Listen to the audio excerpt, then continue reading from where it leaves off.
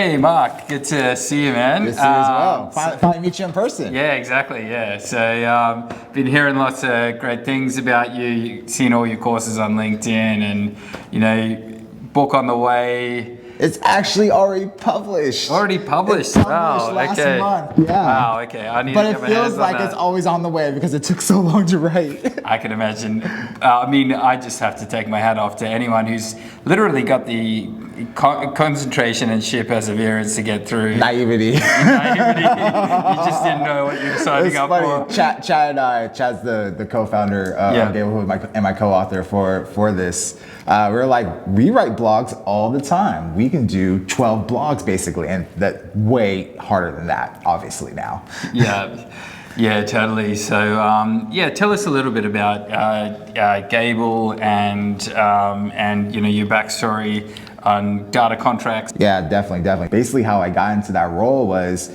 my last job was at a startup, and essentially, I had that data producer, data consumer problem. I was a data scientist who became a data engineer, starting to work with application engineers more. I was like, whoa, these are two different worlds. I've tried building companies before, so I started getting the itch again. So I was like, this is the problem space I want to build a company in. So with my audience, I started doing more content around it, and specifically, I created a newsletter called Scaling Data Ops. And with that newsletter, I haven't written on a newsletter since I started Gable. But with that, I basically interviewed data leaders on the challenge of scaling data infrastructure. And one of those leaders I interviewed was Chad Sanderson about data contracts. And then a month later, he hits me up. He was like, hey, Mark, by the way, I have 3 co-founders. We've already built this technology. We've done 300 plus user interviews, and by the way, I have seed funding already. Do you want to join as employee 1? Wow. And being that I tried building a startup before, they avoided all the mistakes I made that made my startup not successful. And so I was like, instantly I saw the opportunities in the problem space I believed in, it was with a team I believed in, and they had all the resources to make it happen.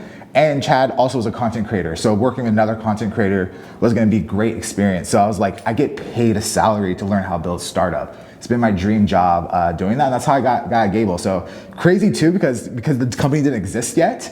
There was no contract to give me, so this is a gentleman's agreement. I just virtually shook his hand and quit my job the next day, and then it all worked out. I'm here, it's gonna be 3 years next month. Wow, what an impressive backstory. So your keynote is code, the untapped metadata source, driving most data failures. Can you explain what you mean? Yeah, so essentially, what's funny about the book and doing the company at the same time is like they informed each other. So we iterate both at the same time. We write the book, implement it with our customers or like trying to sell the idea, and then go back feedback and be this quick loop.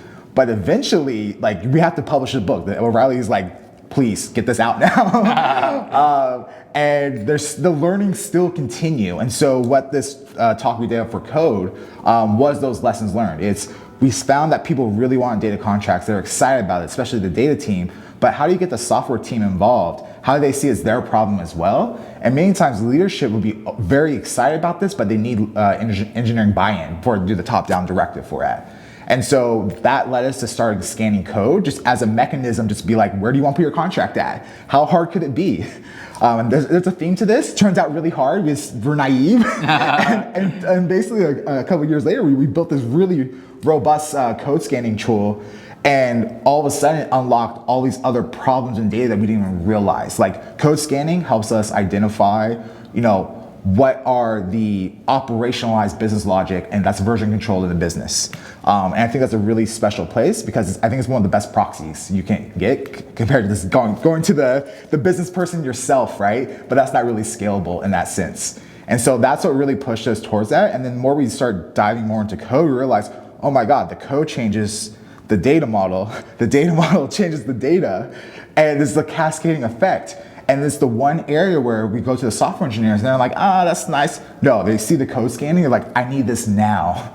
And now we have the engineers bought into data. And so we kind of stumbled into it on accident. And startups, you just kind of find things as you dig farther and further. You just have to solve hard problems, and the solutions help you find even harder problems.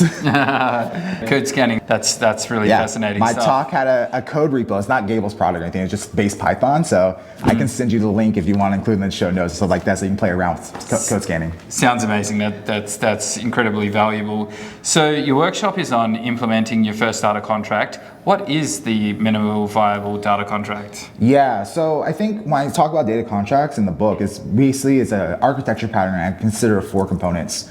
First is the data assets themselves that you're trying to protect.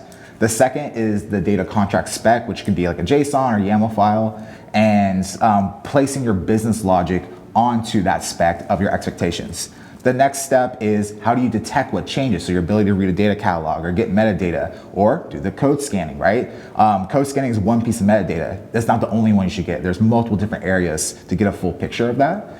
And then the ability to test that expectations to the changing of the metadata, and you do that through CI/CD. So be able to detect, hey, metadata change, hey, we're doing a pull request that's gonna change something that's under contract.